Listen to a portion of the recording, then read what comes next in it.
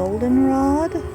I've got a basket full of goldenrod greenery and some flowers, and I'm going to use it to dye my third piece of silk and see if I can get a green base on the fabric to do some echo printing on top of it.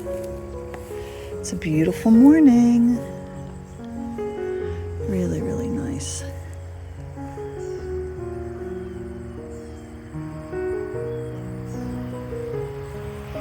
It's amazing how a burn pile as ugly as that can be a great place to find dye stuff.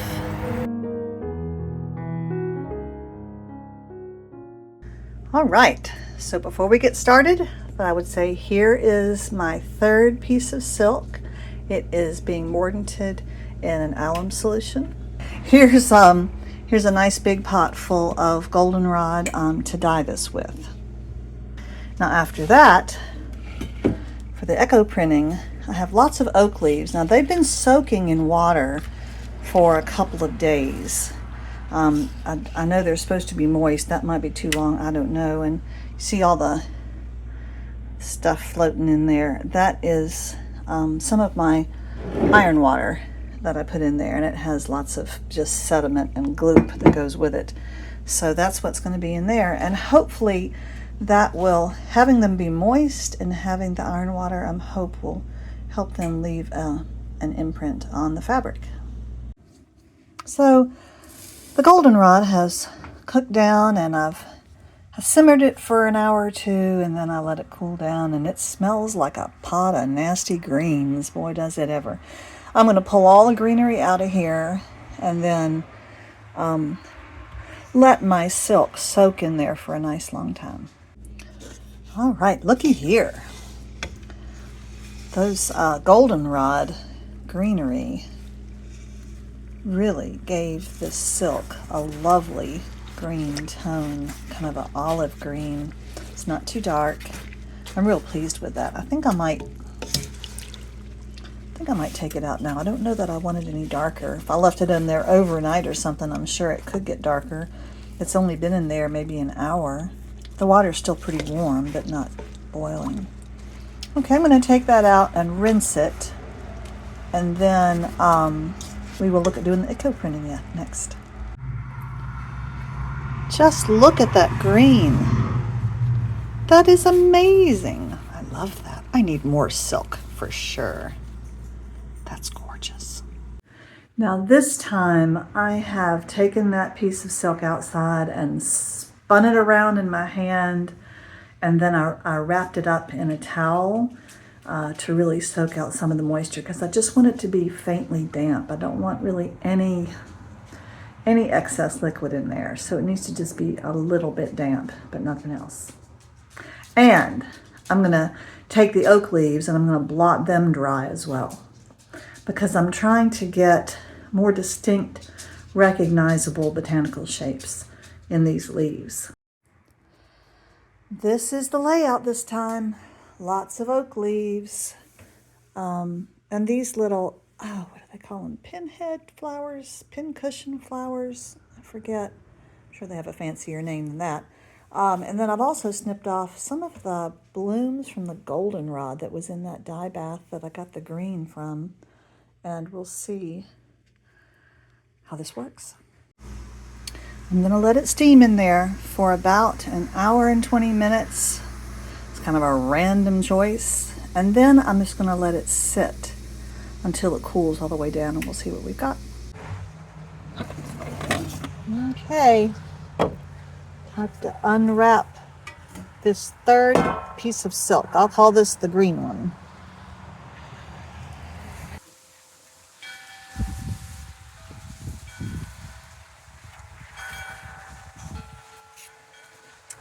All right, is there going to be anything at all? Anything at all? Don't you wonder? Any imprints? After we shake off the leaves. I don't know. I wonder if I'll be doing this one again.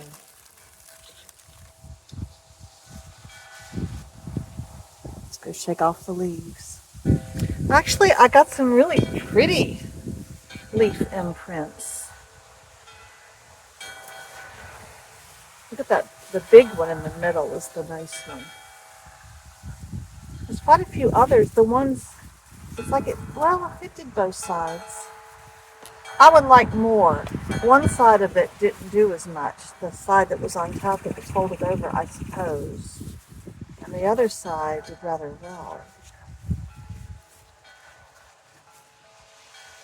That's interesting, the little spot right there. That's the tip end of the stem of the leaf. All right, well, I'll think about this again some tomorrow, see what else I want to do to it. I do love the color of that scarf, though. Isn't that great?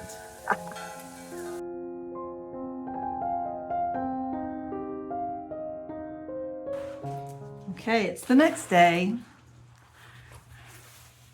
I love the green of this. And I love the portion of it, which is about a third of it. They got some really clear impressions of leaves. I just think that's very, very pretty. Here's a really big leaf. The leaves are kind of a purpley gray, which is kind of what you'd expect. Isn't that pretty? And yeah, I would say, I mean, there's some eco printing on all of it, but more on kind of on one side. I think it was the side where I laid the leaves on. So I'm going to do it again today. Now let me show you the things that I went and picked. I didn't pick any more oak leaves because I felt like I've got enough oak leaves on there. And to get kind of the faint impressions that I did, I had to soak them for days. So I got one sprig of pussy willow. Can you see the little, here's the little, these are going to be those fluffy things in the spring.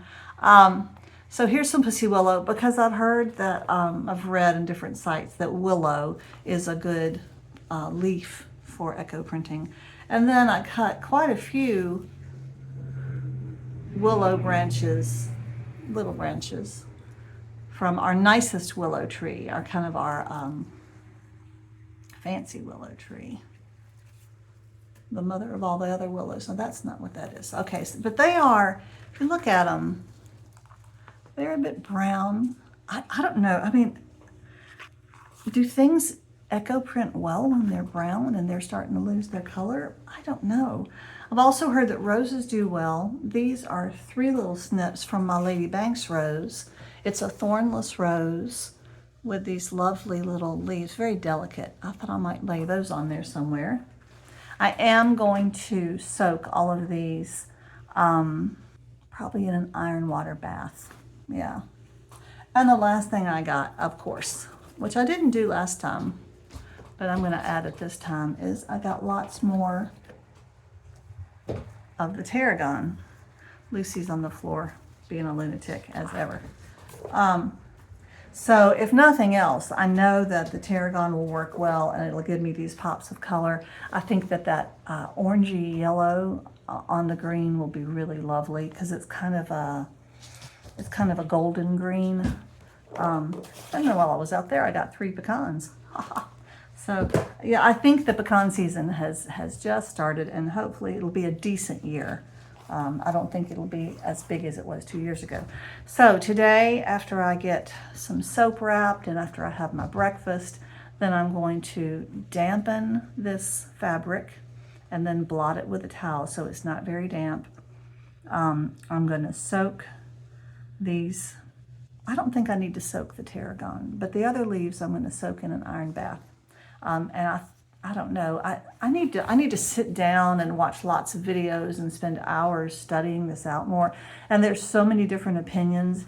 I've heard plenty of dyers say, listen, echo printing is supposed to just be the creative dyeing process. It's where there's just, it's not that there's no rules, but you can just try anything and see what you get. So that's kind of what I'm doing.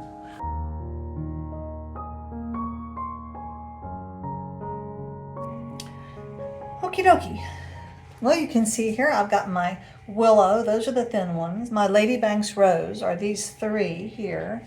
And then the larger leaves are the pussy willow. Now I did soak these in a pretty strong iron water bath.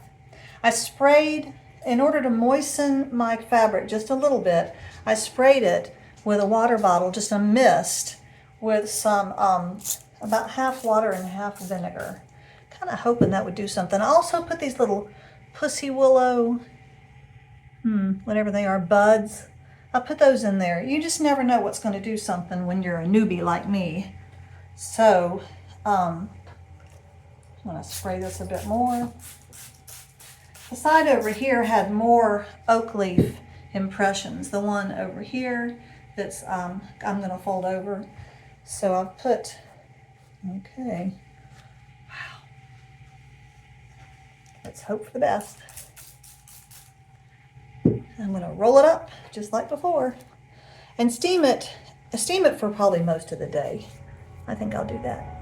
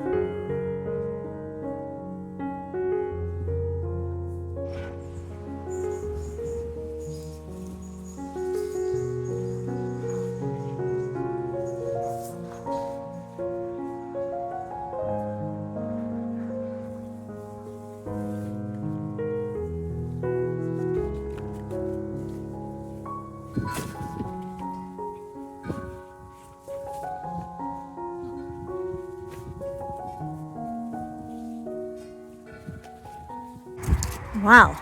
Okay. So the tarragon, and I did lots of individual petals. I separated the blooms, so lots of petals, and I think that looks great. These larger leaves here, that is the pussy willow. Oh wow. But look at that little, okay, see that green leaf? I think that, yes, that's a Lady Banks rose all along there. Wow, that's good to know. I've got lots of that. You can you can still see some of the there's an oak leaf there. The willow, the regular willow, doesn't appear to have done much. Yeah, see, I think that is right there. I think that maybe is Lady Banks rose.